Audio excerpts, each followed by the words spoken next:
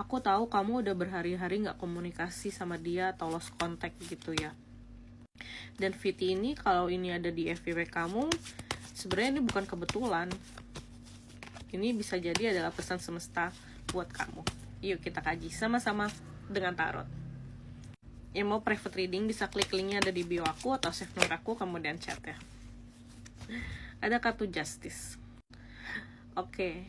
Kalau yang kulihat ya, sebenarnya orang yang lagi kamu pikirin saat ini, yang kamu nangisin tiap malam itu, dia sama sekali nggak nangis, bahkan nggak inget tentang kamu gitu. Aku ngerasa pada saat dia masih berhubungan sama kamu kemarin, dia udah punya cadangan, udah ada seseorang, dan ada rasa arogansi di sini yang aku rasakan, bahwa dia merasa dia bisa mendapatkan banyak orang, dia bisa mendapatkan semua orang gitu loh, termasuk kamu.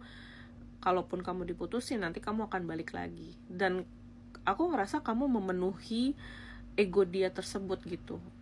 Bener nggak? Komen kalau bener ya. Aku ngerasa kamu pernah begging ke dia, pernah memohon dia untuk menghubungi kamu atau membalas chat kamu atau mereply, bahkan sampai marah gitu ya. Dan kayak ada nada-nada mengancam gitu di sini. Dan dia sebenarnya senang kamu seperti itu gitu. Senang dalam diamnya kamu ngejar-ngejar dia gitu ya di sini. Oh, ada the tower di sini. Oke.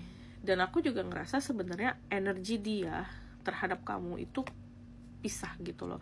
Karena sebenarnya ini adalah bom waktu yang suatu masalah yang awalnya kecil, tapi karena tidak diurus, karena tidak dikomunikasikan antara kamu sama dia, lama-lama dia jadi ngebom gitu loh. Jadi meledak semuanya, perasaan dia, emosi dia gitu ya, dan udah gak tertahankan gitu. Memang jujur kalau aku merasa ini bukan cuman faktornya dari dia sih gitu, ada faktor dari kamu juga yang menyebabkan ketidakcocokan terjadi gitu loh. Makanya perpisahan ini, lost contact ini bukan semata-mata khilafnya dia, tapi memang karena dia udah punya suatu perasaan negatif ke kamu dari lama gitu ya.